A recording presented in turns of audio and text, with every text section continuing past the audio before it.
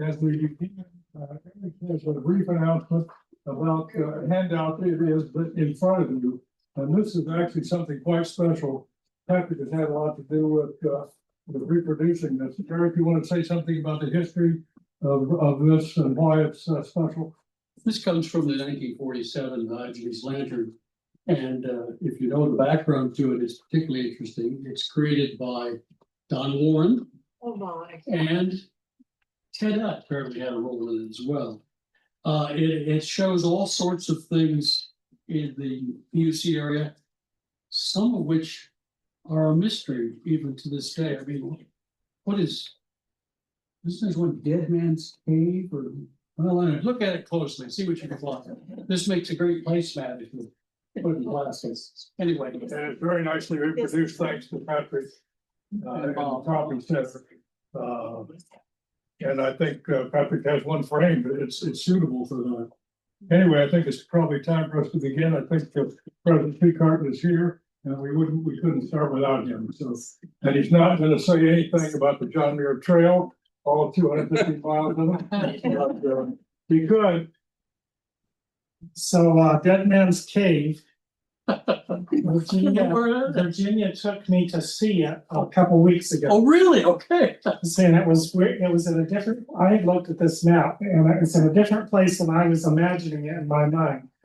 So you wander through the grass and up around the trees, and there it is, and it goes in 30 feet or 30 feet. And if I was ever trying to get away from drone surveillance, with I had trouble. Is there a skeleton in there or something? No, but it gets wet in there sometimes, and there's a lot of mosquitoes. So anyway, it's cool to see these things. So how long do we have to wait until something becomes historical? I've been here almost 5 years. When do my decisions and my mistakes become historic? Like 40 years. Of course, just because something is historically valid doesn't mean it is worth talking about. So Eric Anderson was telling me that Walter Utt died in 1985. Certainly his era is historical for our context and perspective. I think at least one of you is probably going to elaborate on that somewhat. It is one thing to be historical. It is another thing to be legendary in a historically valid way. I would say that Katie Van Arsdale is approaching legendary for what she accomplished while here. And her ongoing contributions to our archives and community continue through her work and writings. I still love her book. Yeah, if you haven't seen it, it's really great. It happens to be for sale. It's not for sale, for donation. That's right. And if you give a big enough donation, I'll give you a copy. So I would say that Eric Anderson has legendary status for his leadership role, teaching role, and his ongoing visibility on campus. We talk about him because of what he has accomplished and continues to accomplish on our behalf. Herb Ford, who we honored this morning, is legendary for the lives he has touched, the materials and writings he has curated, and for the way he helped change PUC history for the better. Herb Ford is known for far more than creating the Pitcairn Island Study Center, but this by itself is legendary. So where do you stop? Each of you is legendary in my book. Terry Tribbett, Niels Erik Andreasen, Patrick, Lerman Michael Sample, the Kellogg's. My, look at those photos out there. The Lewises, the Aagaards, and all the rest of you. Each one of you is legendary in my book for your faithfulness and dedication to PUC and to the memory of Walter C. Utt. He was legendary, and his influence continues to this day. Now, I believe there will be an interesting historical event coming our way soon. I've heard that Bruce and Ellie are preparing to be married.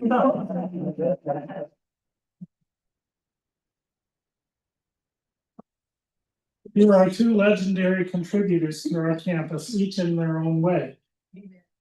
Now creating an earthquake type of event by starting a new joint chapter in their lives today. To each of you, I thank you for what you have created and contributed to society and to PUC in the past. But don't stop there. Let your influence continue for decades and generations to come in the future. I don't ever want what you have built and accomplished in memory of Walter Utt to go away. Today, let's celebrate, let's remember, let's perpetuate the legends and build upon them going forward. Thank you.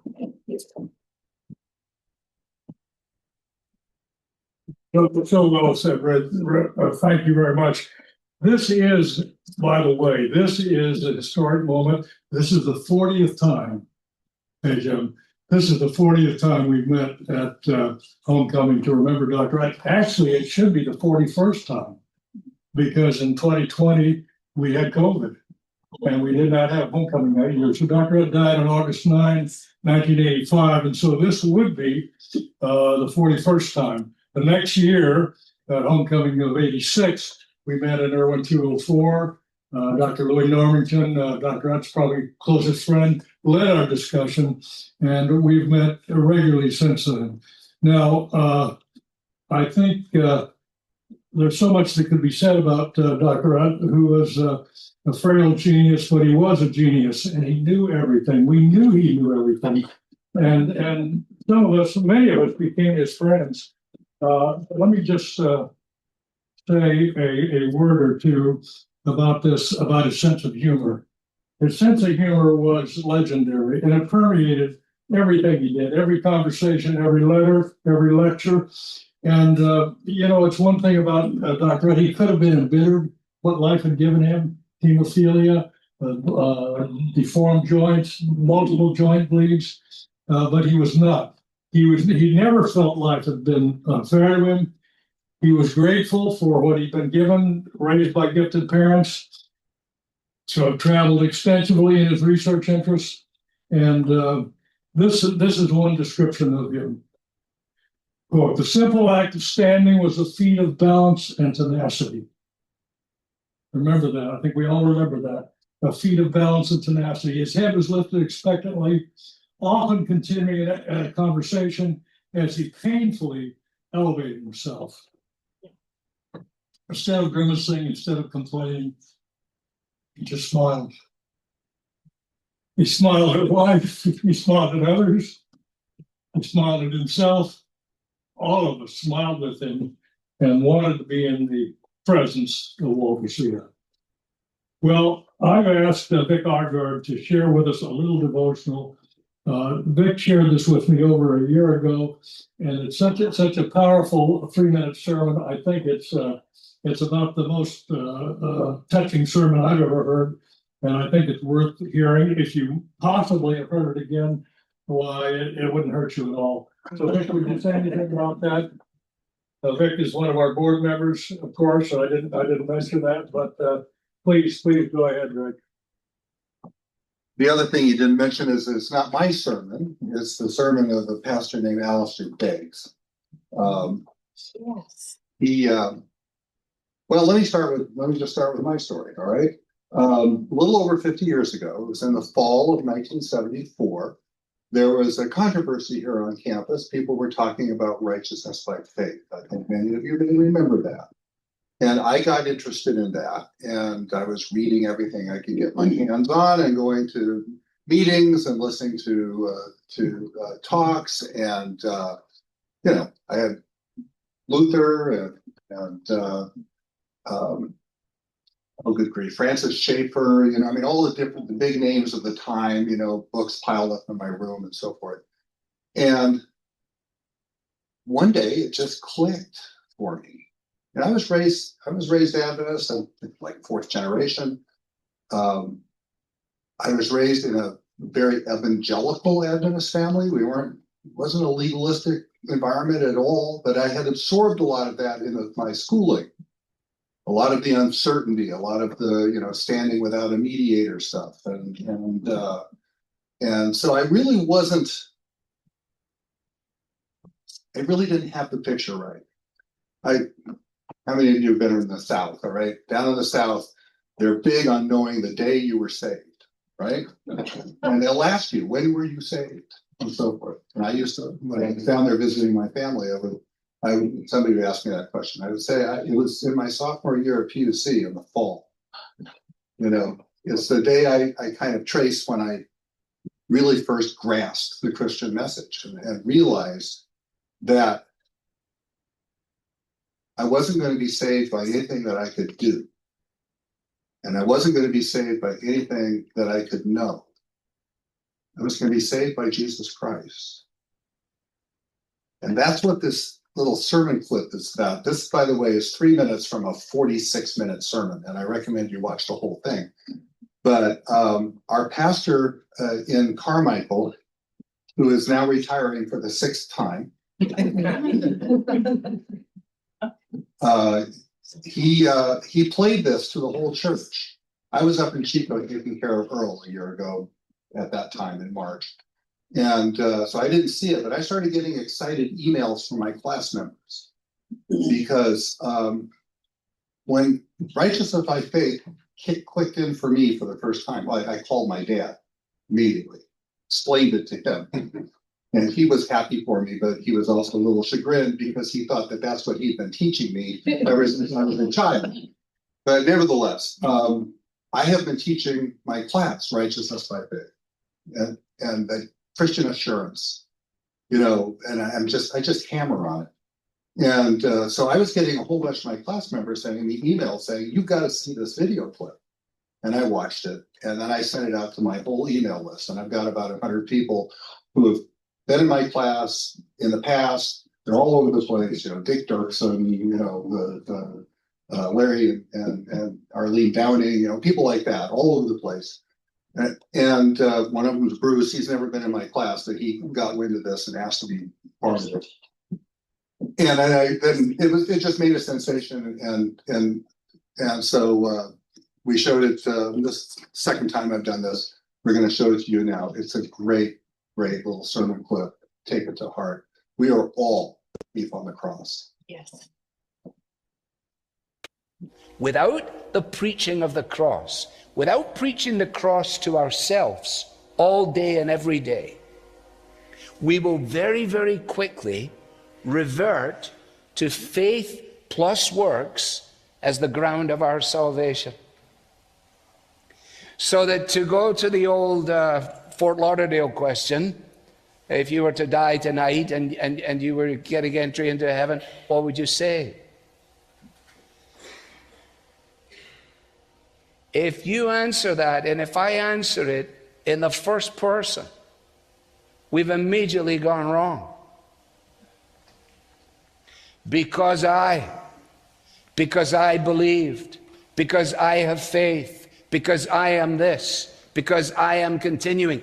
Loved ones, the only proper answer is in the third person, because he.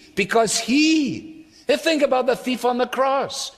And what an immense, I can't wait to find that fellow one day to ask him, how did that shake out for you? Because you were cussing the guy out with your friend. You'd never been in a Bible study. You never got baptized. You didn't know a thing about church membership. And yet you made it. You made it. How did you make it? That's what the angel must have said, you know, like, what are you doing here? Well, I don't know. What do you mean you don't know? Well, because I don't know. Well, you know,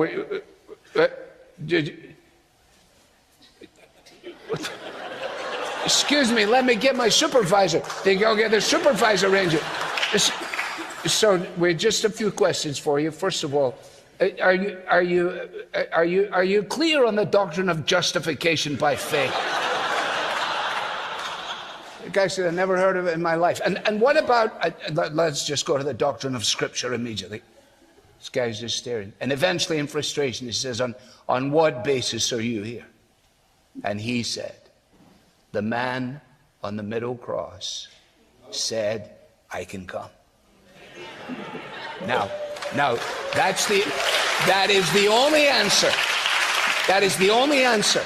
And if I don't preach the gospel to myself all day and every day, then I will find myself beginning to trust myself, trust my experience, which is part of my fallenness as a man. If I take my eyes off the cross, I can then give only lip service to its efficacy, while at the same time living as if my salvation depends upon me. And as soon as you go there, it will lead you either to abject despair or a horrible kind of arrogance. And it is only the cross of Christ that deals both with the dreadful depths of despair and the pretentious arrogance of the pride of man that says, you know, I can figure this out and I'm doing wonderfully well. No, because the sinless Savior died, my sinful soul is counted free, for God the just is satisfied to look on him and pardon me. That's why Luther says most of your Christian life is outside of you, in this sense, that we know that we're not saved by good works. We're not saved as a result of our professions, but we're saved as a result of what Christ has achieved. Amen. Amen. Amen. Well, let me just say a little bit about friendship. Now, I was reading in the Wall Street Journal recently. This is a study over a 3-year period from the American Enterprise Institute, and apparently the number of males, this is a male problem, especially between, between 1990 and 2021, the number of males that could claim 6 close friends fell by half, from 55% to 27%. And even more alarming than that, over that same period, the number of men who reported no close friends increased 5-fold. So let me just say something about friendship. I think PUC nourishes friendship, and I'm going to interject something that's not on the agenda from my dear friend, my perhaps oldest, let's just say my lifelong friend, Dr. Don Kellogg, who although he is a retired surgeon, he really is an artist, and you can see his artwork throughout this hallway, especially all these wonderful images were donated by Don. Don has created one more beautiful thing, and I can't wait to see it on the big screen. Don, you want to say a word about it? Maybe say a word about Walter if you want. And this fits our 250th anniversary of our country. It just fits it perfectly, I think. Well, thank you, Bruce. By the way, I didn't volunteer for this thing that we're going to be doing. At a time like this, the memories, it's almost impossible not to reminisce. And the thing that I remember is that statue, that picture of Jesus and the rich young ruler in Irwin Hall. That has stuck to me years and years and years. Yes. Now, why am I showing a video today? Well, and how does it relate to Walter Utt? I mentioned to Dr. Utt that I was going to be, my father had agreed, I was going to go on a bicycle trip around Europe, and he decided it better maybe to take a car. And so he said he would buy a new Mercedes Benz and we could use the car. So I mentioned that to Dr. Utt, and he said, you put a burr under my saddle. And so as a result of that, the 5 of us took an extensive trip to Europe and spent I went about 25,000 miles. A long way. The car was used when I came home. Anyhow, and during this period of time, I made a feature-length 16mm movie called 5 Innocents Abroad, and it's floating around somewhere. I don't know where it is. But anyhow, that is the connection between this little production I'm doing now and Dr. Utt. Now, I was a little concerned about playing rock music in a Christian place until I came to Vespers last night. And some of the song service this morning. So if you're, I'm not a great fan of Bach music, but I think this production by Ray Charles of America the Beautiful is about the best I've ever heard. And I hope you enjoy it.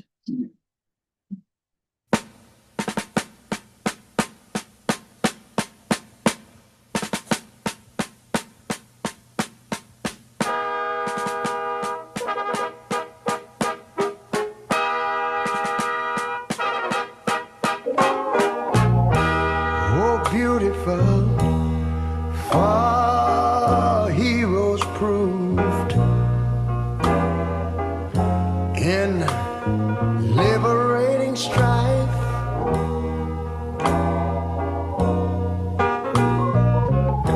who more than self their country loved,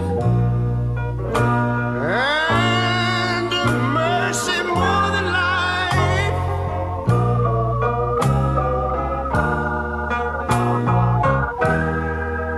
America, America, may God thy gold refine, till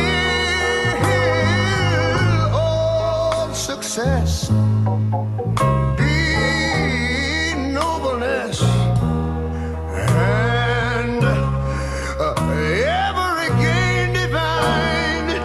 And you know, when I was in school, we used to sing it something like this. Listen here. Oh, beautiful, far spacious skies, far amber waves of grain,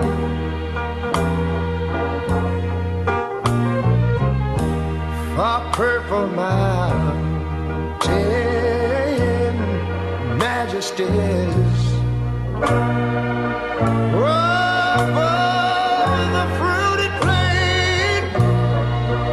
But now wait a minute, I'm talking about America, sweet America. You know, God done shed his grace on thee. He crowned thy good. Yes, he did. Heavy brotherhood from sea to shining sea. You know, I wish I had somebody to help me sing this. America, I love you, America. You see, my God, he done shed his grace on thee, and you ought to love him for it, because he crowned thy good. He told me he would. Every brotherhood from sea to shining sea. Oh, Lord, I thank you, Lord.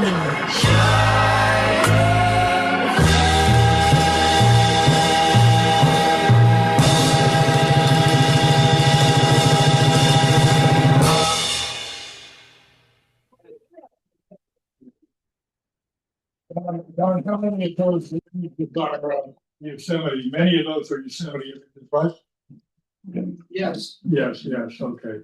Well, if you can be unmoved by that.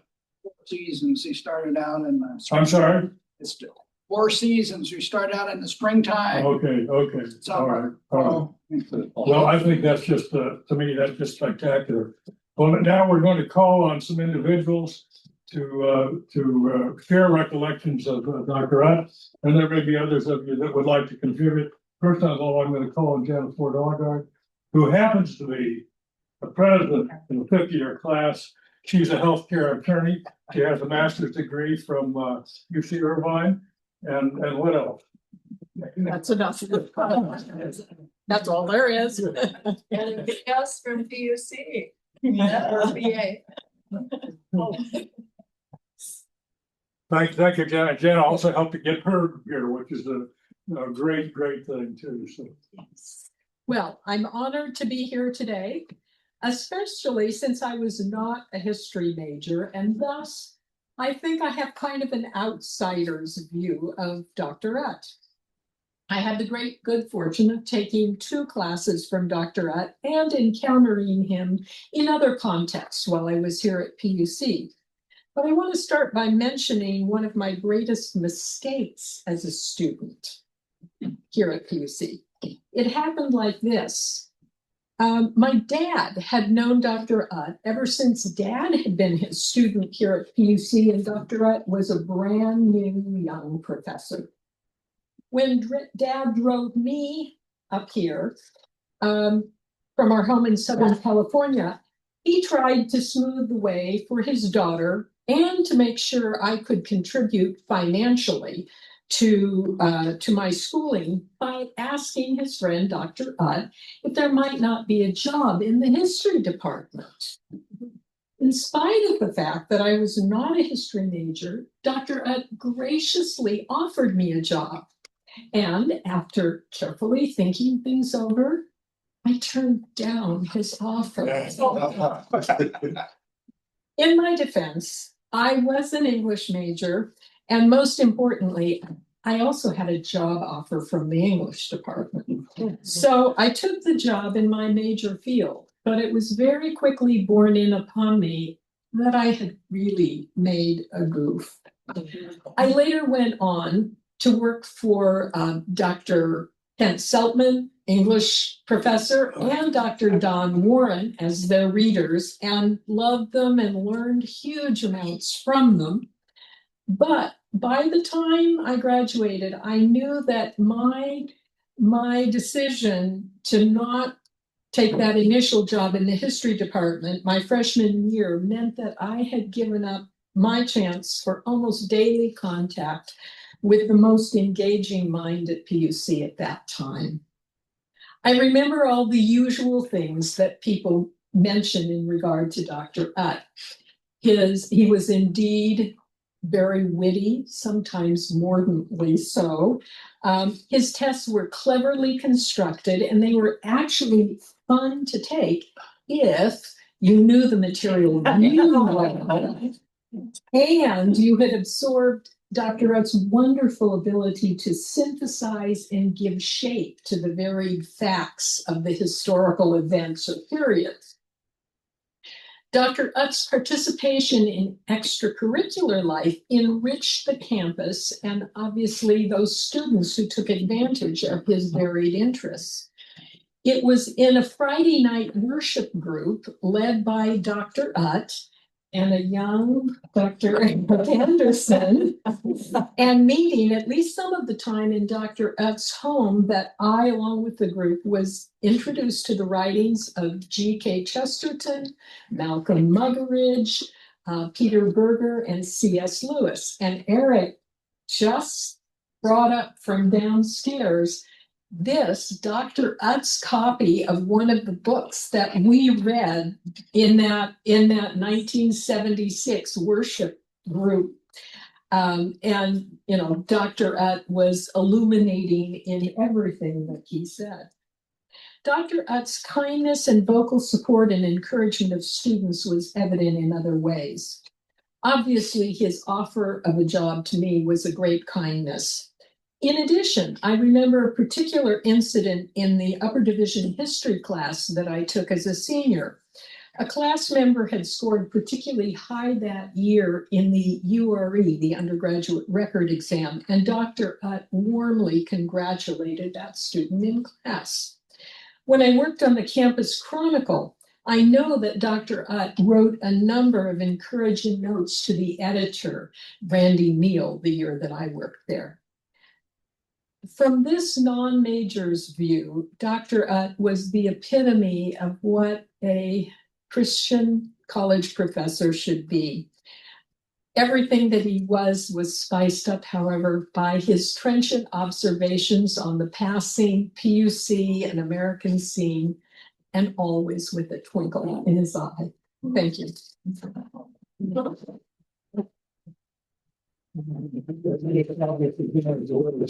Attorney too.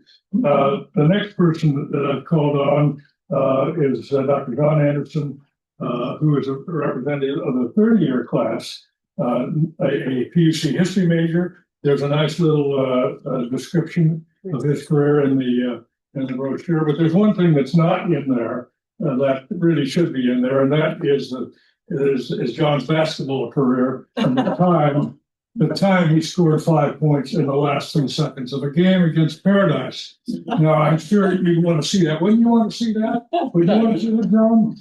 Okay, I have it right here. I just happen to have this thing. We'll skip that. And John, thanks for talking a little bit about things besides basketball. I didn't say that he was the MVP of the prep team. I didn't even say that. So.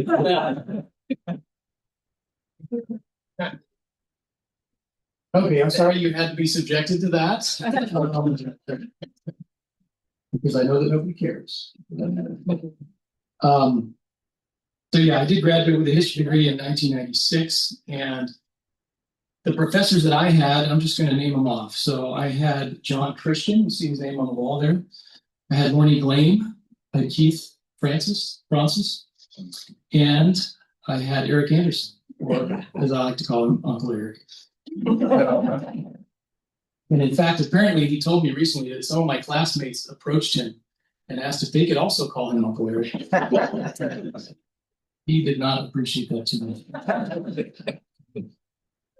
And I also took a class from my dad. And the one I just missed was Gordon Thomas. So I think that I earned the grades that I got during that time, but since 40% of the teachers were blood related, I don't know how to do it.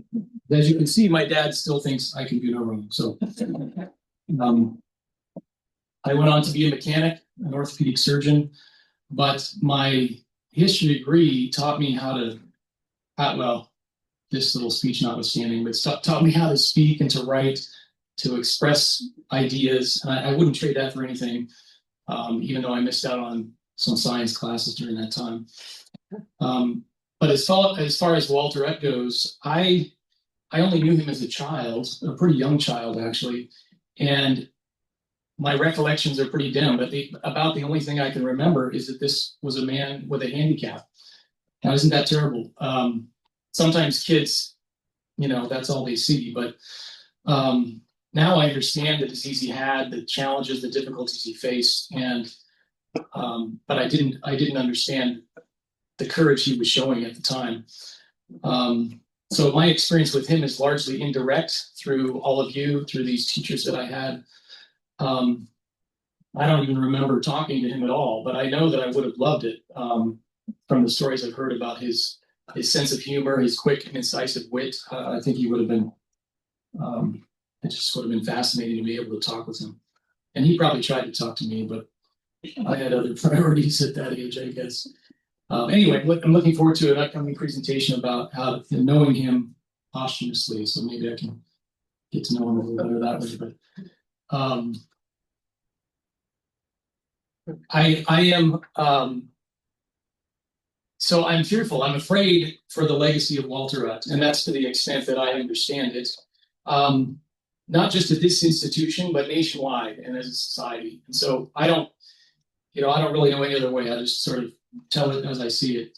I think it's only natural that as the years and the generations pass, the memory of the man himself inevitably fades. That's not avoidable. But this is not just about the man, Walter Utt. It's about what he stood for, including the free exchange of ideas, wrestling with difficult problems. These are things I've heard from you over the years at this meeting. It's about learning to express ourselves clearly and logically, analytical thinking. These are the things that come from training in history, in my mind. These are the fruits of a history education, a history degree. And that's what we need to make sure we don't lose sight of as the years pass and fail to pass that on to the next generation. So my hope and my prayer is that amidst all these changes, the new demands placed on the modern educational system, that we would find a way to maintain this rigorous intellectual training that was the norm and that he embodied and he represents to this day. I do realize there are practicalities, right? Their curriculum is changing. History requirements are decreasing. There's, honestly, probably a lack of interest, right? We don't have hundreds of students beating down our doors saying, I want a history degree. So what are we going to do when this generation that knew him is gone? The Utt committee, the board has been wrestling with this for years, right? And there's been various things that have been done, methods that have been employed. The archives have been set up. A number of books have been written. There are a large number of oral histories, largely thanks to my dad. These are tremendous accomplishments, but what can I do? Having hardly known the man and being influenced only indirectly. So this is what I would say. The one thing that will make a lasting difference would be teaching students to think. And that is, it sounds sort of trite or cliche or whatever, but I mean really think. And critical thinking is something that is hard to come by and is sometimes lacking these days. I see in my field of orthopedic trauma, I see the fruits of a lack of critical thinking on a daily basis. That's a separate discussion, but this is what will make an impact on future generations and on eternity. So after the archives are gone, after ultimately everything on this earth is burned up. So I apologize. I guess this is starting to sound like a pep talk, but let's dedicate ourselves in whatever roles we occupy. Not all of us are teachers. Not all of us have contact with young people on a regular basis, but let's provide teaching, leadership, mentoring, being role models and people of character to the younger generations that are going to come after us, doing the right thing, no matter the cost. That's something we heard about last night. Some of the folks that were honored, including Hertford. That's what Walter Utt did, right? That's why all of you are here. And that's what we can do. So by God's grace, we can make a difference in that way. And that's my appeal for today on behalf of Dr. Utt.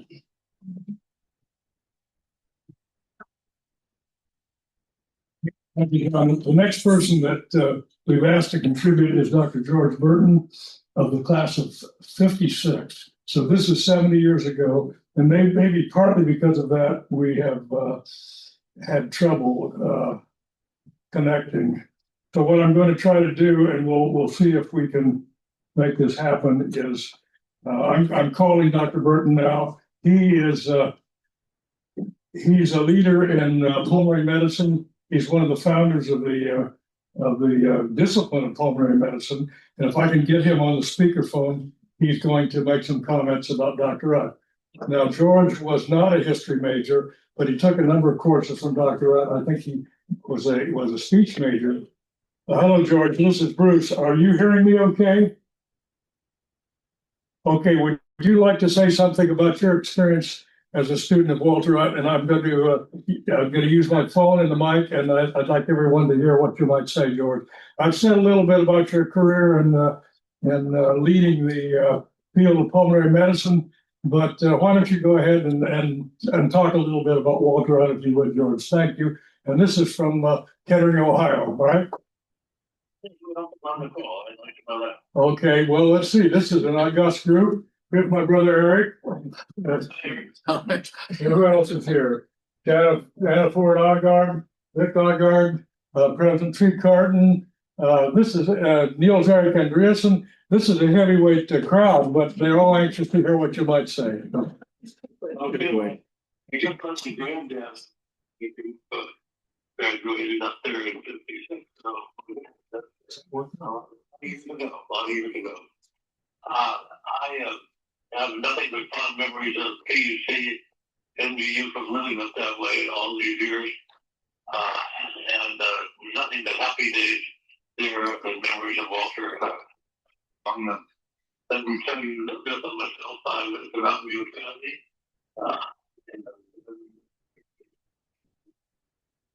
I always knew I wanted to be a doctor. We had a family doctor down in Burlingame, south of San Francisco, who was a role model for me. And so it was pretty clear that I wanted to go into medicine, and I did. To go to PUC was a wonderful, wonderful experience. I went home and was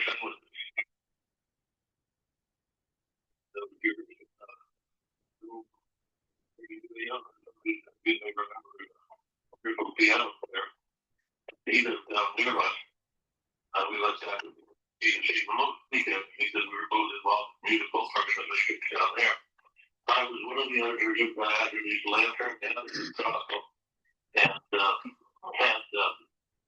a basic chemistry major. And in that role, was associated with a lot of genetic reality. And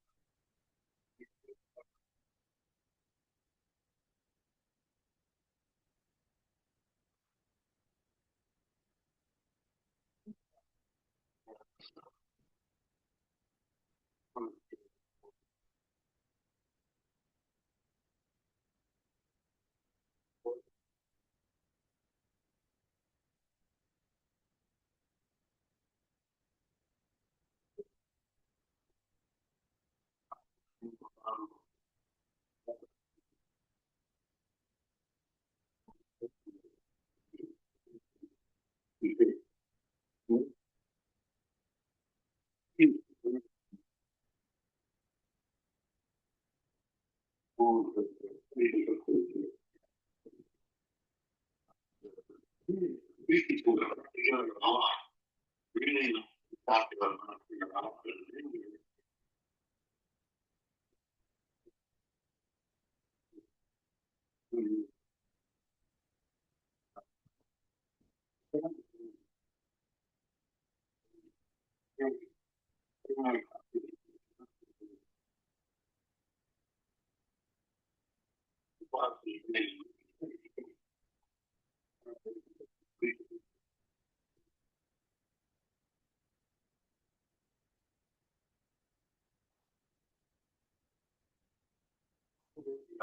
so the notion that being able to persuade people do the right thing was key. And that grew tendency, of course.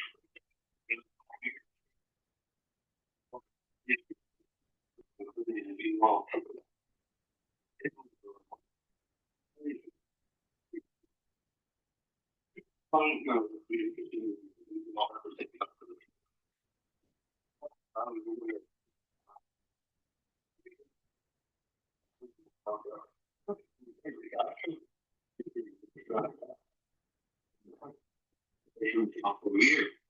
And we were studying harder for any class in medicine before and then we got a new course, not a history genius. But anyway, their idea was, as I said, to share that technique of persuasion and or key. And between they would give lectures on decision making. And of course, in the history of this is pretty clear that is really important in persuading patients decades later to do the right thing, to stop smoking or to lose weight or take their medicine, or see your doctor even. It was the common technique. Convincing people to love Jesus and take care of their religious life and teach the religious neighbors and material students and so forth. And they collaborated on their courses. And out of that, the thing that stuck with my mind, and that if I ever got anything unfortunate in all the years I taught at Melinda, was to develop a decision-making grid that came out of their three inputs. And I heard Dr. Utt as the key. And he believed that history was written by people who were brilliant decision makers. And I'd be interested to hear what the others say about this, but he had some basic tenets, and that they were decision making is a part of the science. Common to all others who work in those fields. Many like them. Based on 2020, that the more coaches you have, you can go to the bottom line. And that you should make those choices not just because you like to live in Ohio or in Melinda or in PUC, but because of things like the cost of living or the availability of education for your kids, advancement in the job, and a lot of lifestyle and so forth. And out of that came a diversity number, and I created a good background for this, what was called Burton's diabolical decision-making scale. And I became quite famous and I believe that because of the multi-factorial decision-making grid in which you not only chose between all the options you had, but weighted them and came up with a weighted score, and they were looking at 1,000 pointers a good place, and you wanted to go to, let's say, San Francisco, which is a nice city, it got 100 points for everything to get. Anyway, I remember Dr. Utt very well saying that he had two models of brace yourself. You may not remember this, but he had one model for sure and two others, and one other, I think, the other guy was either Bismarck or Hannibal. I'm not sure which, but one of those sticks in my mind. But the lead guy, are you ready for this? The lead guy that he thought made the decision not to agree with them because they were based on as much data as possible. The whole business was yourself, Utt Center. He thought that he was a genius at decision making and that his democratic. I don't forget that. My first classes, I did not do particularly well. I came to the decision that most of my colleagues who were history majors at least were either going to go into law or business. That the other group was the pre-ministerial students, educators, and then there were about 5 people, and they divided themselves up in those 3 classes pretty early in school, which is interesting to think about. At any rate, I have nothing but fond memories of 2 classes I took with them, which I think were world history and then maybe history. But it was formative, and that man, I knew his family pretty well, and have nothing to say except I'm so happy that you're carrying on his memory, and curious to know how his legacy was playing out now. All right. Well, George, this is very valuable. Thank you so much. And by the way, this whole session is being recorded, and I can get a recording to you at our leisure. But you contributed a lot, and thank you. Thank you so much. Okay, one other person I've asked to say something is Lori Tetz, who is a fine nurse. And can you adjust this? And please come up, Lori, and was also a student of All Drive, and say what you will. Yes, I was proud as it is. Well. I wasn't a history major either. I decided to take nursing, but we had to have certain, various electives. And one of them, I'd always had a love for history. In fact, National Geographics in our family dating back to the 40s. And unfortunately, a fire took care of that. But I really wanted to take a history class, and so I think he taught history, European history. You taught and I took that, and it was just fabulous. I have to say something. We had so many wonderful teachers at that time period. One of them is here, Terry Trivet, and I remember just like Ervil Clark. There were a number of people, and I just am blessed that he was here and I was able to take advantage of one of his classes. A great teacher not only imparts his or her knowledge on a given topic, but inspires. Sometimes they even ignite us with a desire to study further. And to me, that was Walter Utt in a nutshell. His students were always impressed that in spite of his use of a cane, he would walk back and forth in class, pacing back and forth as he lectured. And I don't know, he may have had notes, but I don't remember his paying attention to his notes because he would just walk back and forth. And the guy never sat down. It was amazing. He had tiny illegible notes written on the back of his book. Oh, on the columns, yeah. What I liked about it is he presented history in a non-judgmental way, and free discussion was always encouraged, and we learned to question and think for ourselves. He had the amazing ability to bring history to life, and he had such a mastery of the subject that you felt like he was actually just retelling something that he had witnessed and been part of himself. It was really quite amazing. And for a lot of people that kind of ended up in this class, like, why am I here? By the end of the session, they were really happy that they had ended up there because for the first time, history was interesting to them. It was amazing that he was just a gifted teacher, and he'll always be remembered very fondly. And I'm so glad that this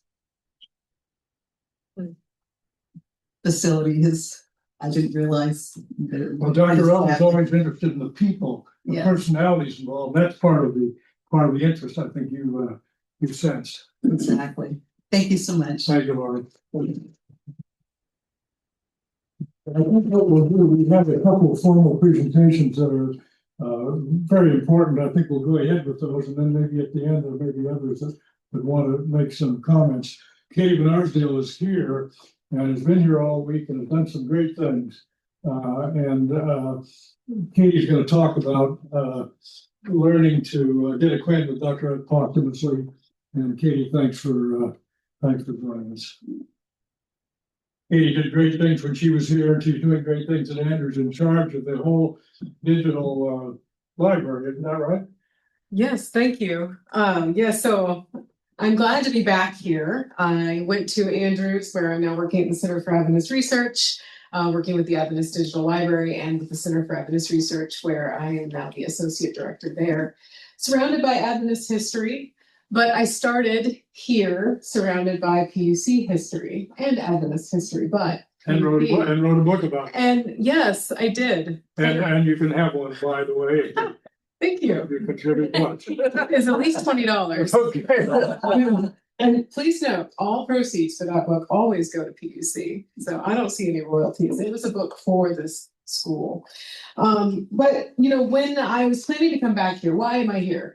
I get to attend this Friends of Walter Utt meeting, but this is not why I came back. This is serendipity, because I was speaking with some folks here, and Eric was helping plan a trip so that I could come and do some work in the archives on a consultation basis, just come for a few days.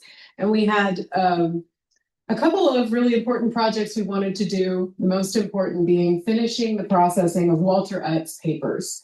So as you may know, he left extensive correspondence behind, really incredible documentation of his life, his papers about his family, about himself, the family he grew up in, and the family that he had with his wife.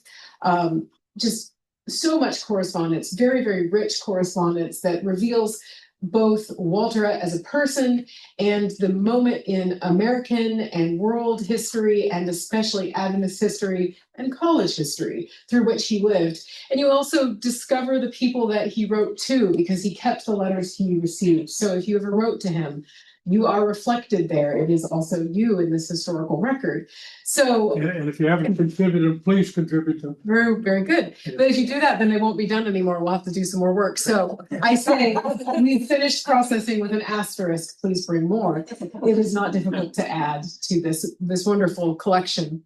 But what we wanted to do was kind of finish some work that Eric and I had been doing over time while we worked together in the Utt Center. And now we have this new beautiful location, and we wanted to really just do right by the papers. And Eric said, why don't you come over homecoming weekend, and then you can attend the Friends of Walter Utt, which I was always able to attend when I got to work at PUC.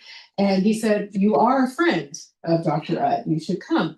And I started to of course I agreed to that. But then I started to ask myself, can I call myself a friend of Walter Utt? That feels a little bit like imposter syndrome. So I had to think about it. Eric had shared a chapter from his forthcoming book about Walter Utt, where he talks about the way that Walter Utt created friends.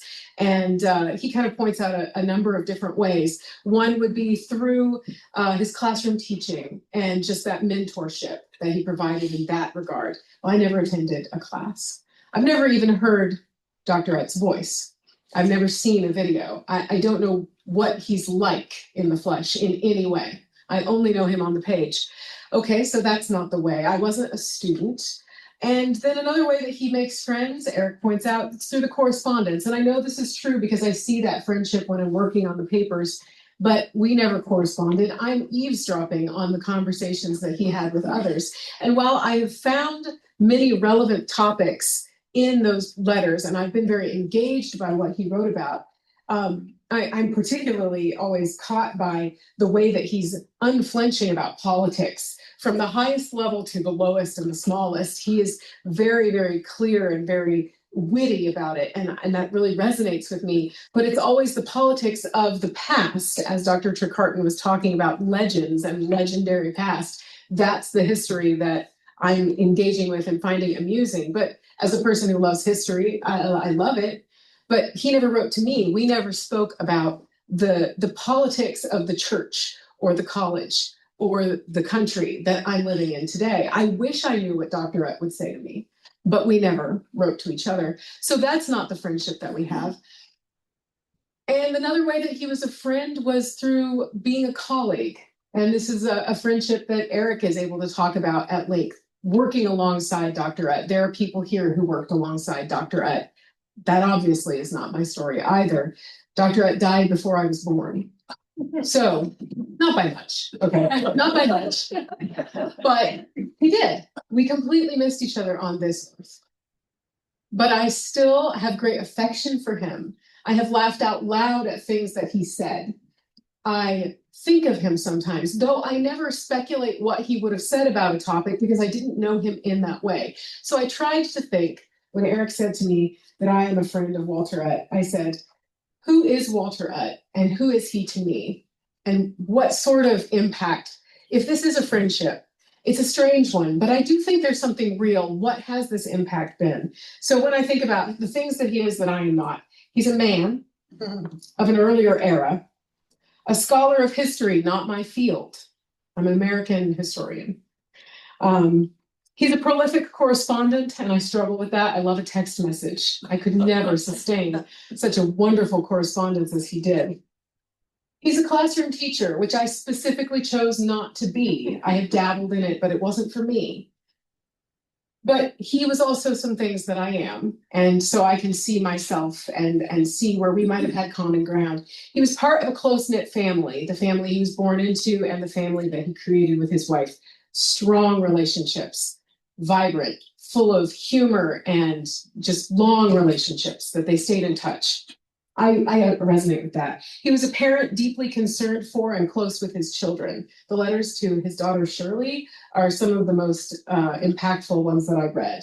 Just the way that he reveals himself as a father and as an Adventist and as a man. He was also a church employee when he could have worked anywhere else, but he did that his entire life. And he was an employee of PUC, which I'm not now, but I very gladly was. And he obviously, deeply, sincerely, was someone who loved this place.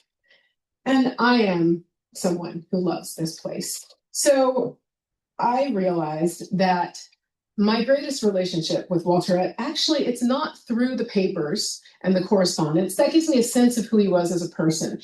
But the stronger sense of who he is as a person, the way that I begin to feel like he's real, is through the memories that you all share when you come together. And it's through the history of PUC that he wrote. I have read and reread that book. I consult it even now. It's available online, thank goodness. So it was in the last 6 months that I pulled it up when I was at work. Somebody had a question that I couldn't answer from the archives we had at Andrews. I pulled up A Mountain of Pickaxe College and I found the answer there. And so I know that I love PUC very deeply. And I didn't go here. I only worked here. But I know that I have absorbed some of his love that he put on that page, on the pages of the correspondence that he wrote, on the pages of the history that he wrote. He imbued this sense of what matters here and the story. He made it compelling. I imagine that must be what it was like to be in his classroom, the sparkling way that he would tell a story, the way that he made the people of the past come alive, that he managed to do for himself in his own writings. And that is the friendship that I have with Walter Utt, that he opened for me a door to begin to know and love this place when I arrived. And, you know, Bruce, you say I was able to put together a book about PUC. I did.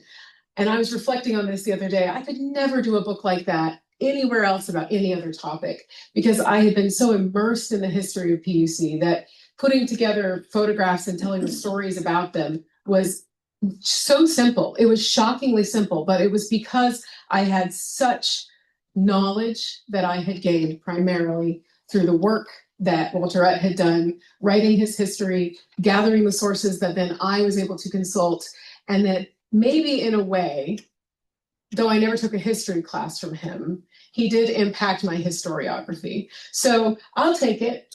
I think it's a little bit of a false title to say that I am a true friend, but I am maybe like a second cousin. It is a form of friendship, and I'm glad to have it. And I look forward someday to meeting him in heaven, and he will say, "And who are you?" And then we'll get to know each other for real. Thank you.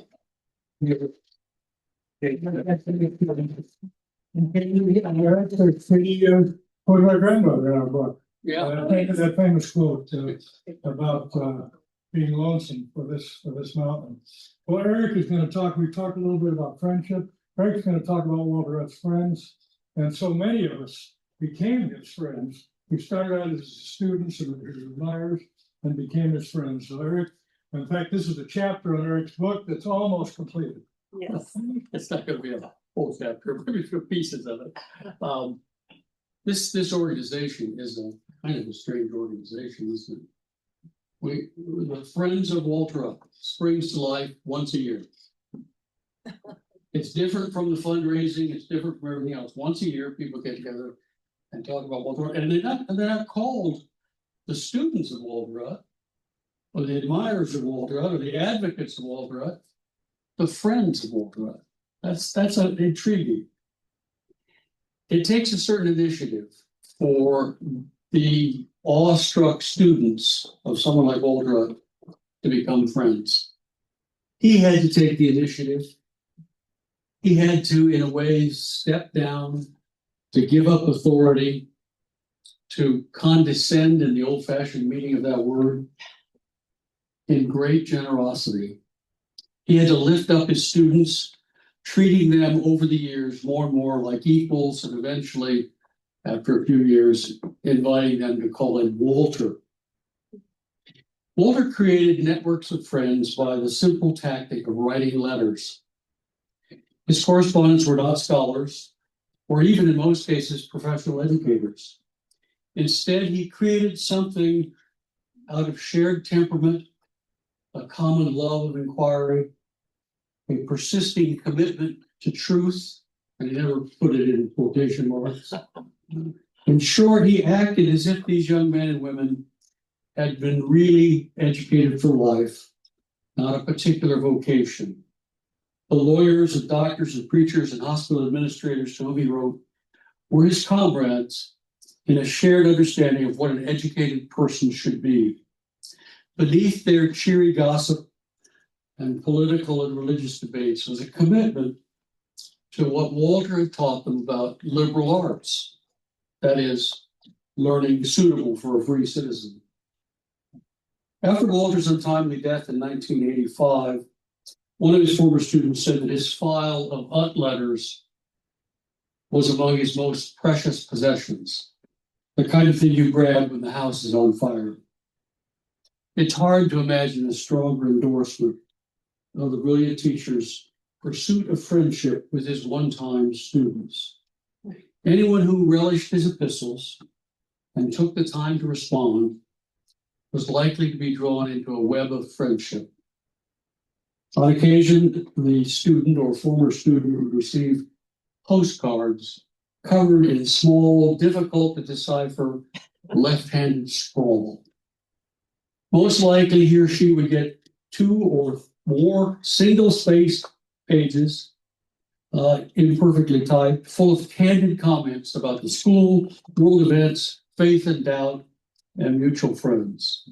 Utt clearly assumed that his correspondence did not need to be shielded from folly or scandal or awkward facts. He never told them, "You can't handle the truth." He entertained and challenged his new peers, like Samuel Johnson holding forth in a noisy coffee house, or C.S. Lewis arguing in a dark and smoky pub. One student, become friend, remembered his mentor's letters as a delight. That was his word. In 1985, near the end of Walter's life, this correspondent described the epistles that were made up of stream of consciousness, covering a broad range of subjects, spiced with occasional soapbox lectures. He added, "It was the way I write letters." Walter's letters underlined a lesson taught in his classroom. Disagreements, even important ones, can be limited to the issue, not personalized. Without pretending that differences aren't important, you can talk to someone, work with someone, even if you don't see eye to eye with him in some areas. He remembered his teacher as a man who showed enough humility to admit his own limitations or even bias.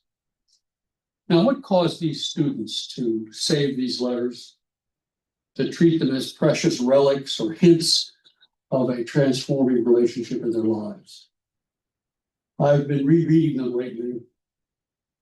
I find that Walter had expressed little open affection in his letters. They always ended all the best. Occasionally he would say something like, "Go on to glory, be a big success in your field, and then get on our board." But even then he moved to light mockery. "I hope I'm around to enjoy it when the time comes." Both he and his correspondents, mostly men, would have been embarrassed by too much sentiment. He was always aware of the life details of his correspondence. The letters were always addressed to both the one-time student and the spouse. He was careful to pay attention to changes in their lives. They certainly would have no sense that they were simply a vague memory to Walter. On the surface, the letters were sparing in emotion, and yet there was a kind of powerful joke behind the letters. Behind the irony and the hyperbole was an irresistible and potent idea. The man I admire trusts me. It was as if he had said out loud, "Now you can be told the whole story. What was hinted at, but not spelled out in my lectures." And beyond that was the intoxicating thought, "He's pleased with me." Now, friendship arises whenever there is a sense of two people that they have some common insight or interest or taste which others do not share. As C.S. Lewis wrote, it begins with the statement, "What? You two? I thought I was the only one." Unlike lovers, whom we picture face to face, friends we envision as side by side, their eyes look ahead. A friend asks you, "Do you care about the same truth?" It does not matter to a friend that you always have the same answer.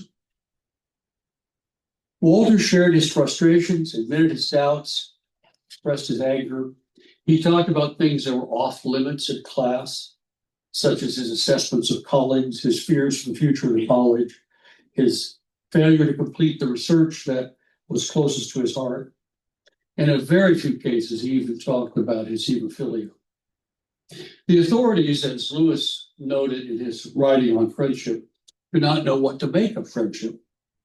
As he put it, headmasters and headmistresses and heads of religious communities and colonels and ship's captains can feel uneasy when strong and close friendships arise between little knots of their subjects. No doubt college presidents and board chairmen might have wondered, if they could read these amazingly candid letters dispatched to favored former students, whether Walter Utt was fulfilling the mission of Pacific Union College. When the recipients people were likely to make a large gift to their alma mater. Was Utt, like Socrates, an inconvenient gadfly, corrupting the young in a moment of deadly crisis, when the most important Athenian duty was to resist the threatening Spartans outside? And it's intriguing to me, as he had all sorts of things he was responsible for, that he was happy to drop the urgent business of faculty life, meetings, motions, memos, to bang out a long and detailed letter on his battered typewriter. In fact, he welcomed the interruption. For the recipients, the long single-spaced letters were an effective way to say, "You matter to me." 2 days ago, I found a letter from John Cutting, who was a student of Walter's, to Bruce as he handed over a whole big envelope full of Walter letters. This was in 2015, years after Walter's death. Cutting wrote this: "Utt remains the person in my life that I most wish to emulate." Writing 30 years after his mentor's death, Cutting added, "His honesty, openness, dry humor, basic kindness, and essential optimism were and are a unique package." That gives you some hint of how and why Walter was such a powerful friend.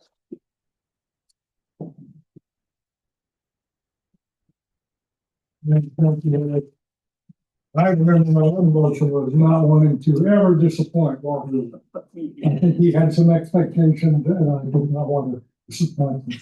Well, Karl Wilcox is going to talk a little bit about the teaching of Walter. Karl has come all the way from preaching this morning at a Irvine church. And thank you very much, Karl, who happens to be the professor at Pacific Union College. Now you need that higher, yes. I don't really need this at all, but I'll humor it. Now, my remarks will be brief, but I thought it would be a good exercise to actually hear the words of Walter Utt, penned in an article which he wrote for Liberty magazine in the May-June issue, 1979. This was an article critiquing the conspiracy theory that was prevalent at the time concerning the Illuminati. And I'm just old enough to remember when some of the more kooky people in my home church decided that the Illuminati had to be a central feature of youth Sabbath school. And I remember going home and asking my mother, what is this deal? We went to Sabbath school and we learned that there is a vast conspiracy controlling the world. And we subscribed to this magazine. And that was the first time I heard about Walter Utt. My mom quoted this article. And I now look back and realize that Walter Utt was saying things in this article that I didn't hear anywhere else in Adventism. I mean, I got a lot of indoctrination. I got a lot of good sermons that told me what I already knew. I'm not saying this is bad, but I had never encountered an Adventist thinker apart from my mother, and that didn't count. So I just thought I would share just a few quotations from this article. It dives deeply into the ins and outs of the Illuminati and its history. But at the end of the article, he talks about the reasons why people fall prey to conspiracy theories. And I would just submit, this isn't in the article, but I'm going to extrapolate a little bit. We live in a deeply conspiratorial age. And I'm not just talking about kooky right-wing theories. I'm also talking about highly respected left-wing elitist conspiracy theories, which are now propagated in universities and mainstream constantly in the media. And I'm actually concerned that college education has descended to very little more than indoctrination in secular ideology, even on our campuses. And I think we need to fight against it. These concluding remarks deal with that problem. They explain why conspiracy theories, whatever they might be, whatever their political stripe, are also ultimately false, because they are unfalsifiable. No matter what evidence you produce, the conspiracists can incorporate that into their theory. Okay, so there's a lot I would like to share, but I'm just going to read 3 quotes. Those who see history as simply conspiracy ignore experience with real people and real situations. The job of the historian is to look at reality, not utopian visions or fantastical dreams, but what is human experience and what are human beings actually like? And I would add that as Christians, we of all people can afford to be realistic, because we have a God who is a real and realistic God. I'll read on. Since their total good, he's describing the conspiracy type here, since their total good is never achievable, i.e. no utopias, no heaven on earth, they see total evil as having its way. It's one or the other. And paranoia and frustration are necessarily heightened.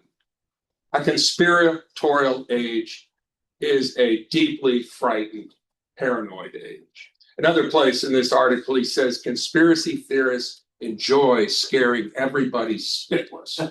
That's Walter Wright. This is not academic speak. And frankly, I teach students who are terrified of life. I can see it in their faces. I can see it in their essays. They've been scared spitless by all the conspiracies that are constantly threatening them at their youth. They're already feeling like the end is near and there's no help but us. And they're sad. Here's another quote. We are all sufferers from history. Yeah, who can deny that? History causes suffering, or humans cause suffering through the historical experience.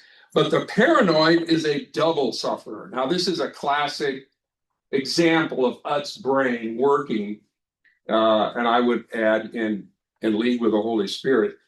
We are all sufferers from history, but the paranoid is a double sufferer, since he is afflicted not only by the real world with the rest of us, but by his fantasies as well. It's just, I mean, when I was 18 when I heard this, and I thought, wow.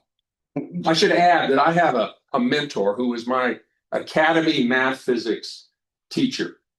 And he was also my rock climbing mentor and a lot of other things. He's still a close friend. He'll be visiting me this weekend. But he told me when he was at Modesto Academy, Walter Utt came to recruit. And he went into their history. And this guy is a total left brain nerd. He had zero interest in history. And Walter Utt got up and talked. And he said, I was going to go to San Jose State. At that point, I said, I'm going to PUC. So, young people are attracted by ideas. They really are. Not canned textbook ideas, but living, penetrating, passionate ideas that really engage with reality. So I'm going to read a third quote here. We have a responsibility as citizens to think clearly. Now, he didn't say Christians, but he doesn't have to, because the Christianity is all through this without any signposting, no bumper stickers, no pious exclamations. By the way, we Christians are citizens as well as believers, believe it or not.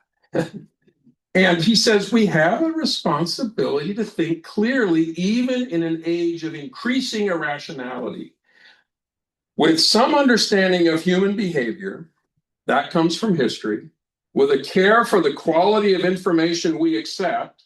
Yeah, I'm going to put that cell phone down. I'm going to stop reading the news because I know what it is. I mean, there's some good news material out there. Journalism is suffering deeply from conspiratorial moods. And we have to be able to look at that and not fall prey to it. This is, how many years ago was this? How old am I?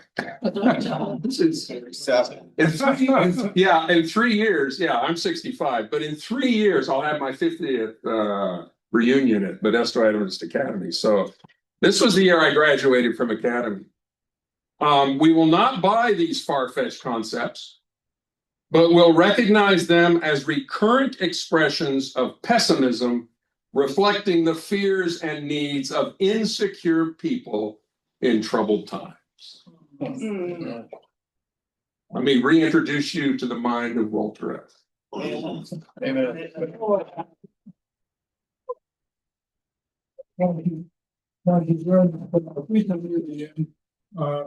Because I think there's a concert coming up. Eric, do you want to say something about something that you're circulating? And by the way, while Eric's coming up here, feel free to keep one or more of these terrific penguin maps made by Don Warren. They're just so beautifully done from the 1947. Yeah. I wanted to say one more thing about Walter. You notice how little we've talked about his handicap. Yes. It comes up, but students didn't think of his limits. They associate his name with vigor and energy and playfulness, and they were eager to follow where he led.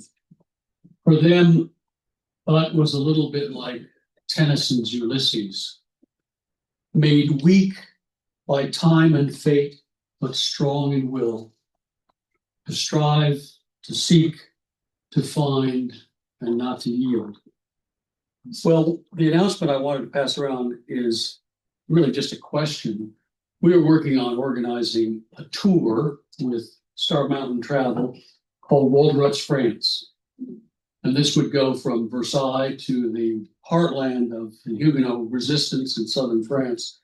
All I'm doing here is saying, do you want to be on our mailing list? We're collecting information.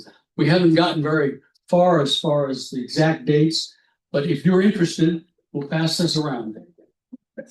So Eric, this is the spring of next year. Spring of next year, May of 2027. And it would be Walter Utt's France. You've read, many of you, his historical novels about France. Some of you have read his book on Claude Bresson, Belfast Dove, and we would visit some of those sites as well as the more standard sites like Versailles, where Claude Bresson's chief persecutor lived. But anyway, take a look at that. Thank you very much, Eric. I think we need to conclude this meeting. Are we going to open the floor to What? testimonies? People who want to comment? Okay, we have time for a comment or two. Is there anybody that would like to make a comment? Carrie, okay. Yeah. Very good. This is a question. I was wondering if the America the Beautiful pictures and song are going to be available as a fundraiser for Walter Utt. Great idea. A little bit of a problem because it's copyrighted material by the Ray Charles Foundation. You sing it, Don, you sing it. That's right. The pictures are free, but the soundtrack might be a problem. John and I learned last night that Rochelle, our music department chair, accompanied Ray Charles at one point in the concert, right? Yes. There's one other comment. Terry, okay. Just a word as far as I was privileged to be a young faculty member. About my first 15 years, or 16 years were Walter's last 16 years. And I'd just like to say a word of thanks to his memory for his role as a mentor to a young faculty person. And it was very meaningful occasionally to stop by Walter's office and just share from a very junior member of the faculty to a very senior member of the faculty what was going on campus. And never failed to be encouraging in his own cynical way, which I was already a young cynic, he was an old cynic. And it was really nice to see a mature cynic really saying to a young one, yeah, your ideas are significant already. So that was cool. I seem to remember Walter saying stuff like, calm down, Terry.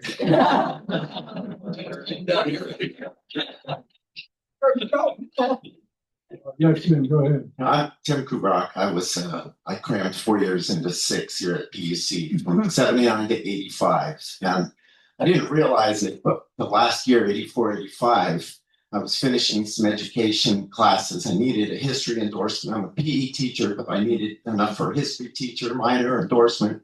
So I was privileged to stumble into taking classes from some amazing history professors, including Dr. Utt. And it was a very intimate setting in his office as we had just a small group, the books on the walls. I don't know if it was him, Dr. Anderson, Eric Syme, Gordon Thomas, or Percy Christian out of retirement that I took classes from, who made this quote that lecturing is the process whereby the notes of the professor become the notes of the student without going through the mind of either. All I want to say is I so much appreciated him because he told stories, whether it was talking about King James or the King James version of the Bible, or the Europeans that he was talking about from my European Civ class. It was as if he had been there. And so what he taught me as a future history teacher for 15 years. And future principal too. But sorry, John was one of my history students, my second year of teaching. And I'd like to think that as I taught history longer, one of Dr. Utt's lessons most profoundly to me was to tell stories about people. Dates are just the events pegs we hang events on, but stories tell. And so Dr. Utt's sense of humor and telling stories is something I'd like to think I got better at as a history teacher over the years. I started out as his student, but I really do feel like he's my friend. Yeah. And then didn't hurt you as an administrator either, probably. Any more comments? Thank you very much. Oh, here's one more comment. Okay. Yeah, I would just like to say, on behalf of my late husband now, Douglas Stone, and he spoke here last year. Yes, he was just extremely, I can't even put words on it, how blessed he was to have Walter Utt as his mentor and friend. And I can attest to the correspondence too. Once in a while, we have the precious correspondence, and I just thank God. And I know we need to get down to the heritage. Okay. Thank you very much, and thank you all. I hope we have that correspondence. Guy gave us a letter that said burn this letter. We did burn it. Thank you very much.